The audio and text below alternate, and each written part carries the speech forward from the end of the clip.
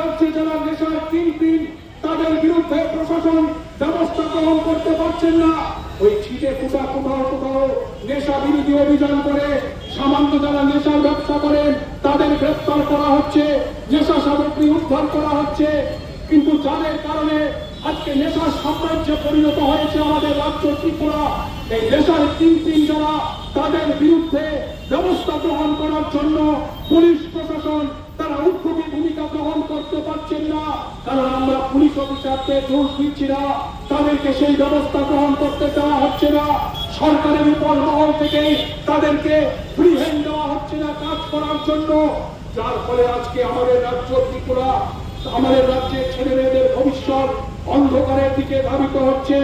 আর তার বিরুদ্ধে কোনো কথা বলা যাবে না, কারণ গত 6.5 বছর ধরে আমাদের ত্রিপুরা রাজ্যে আইনের শাসন নেই।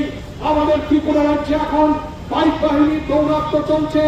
আইনের শাসন প্রতিষ্ঠা করবার জন্যই আমরা ঘুমায় পাইক লড়াই করছি।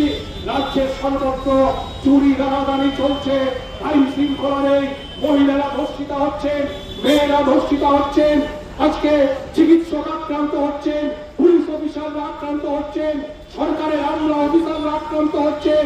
তারা আক্রান্ত করছেন ওই বাইক বাহিনীর যারা গুন্ডা মস্তান মাফিয়া তারা আক্রান্ত হচ্ছে।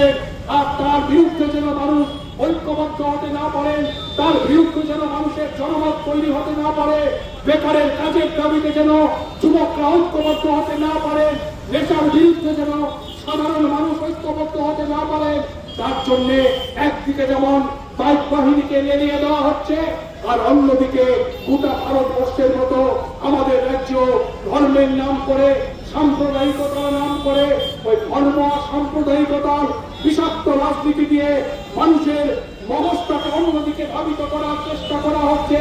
যে ত্রিপুরা রাজ্যে আমরা কোনদিন শুনিনি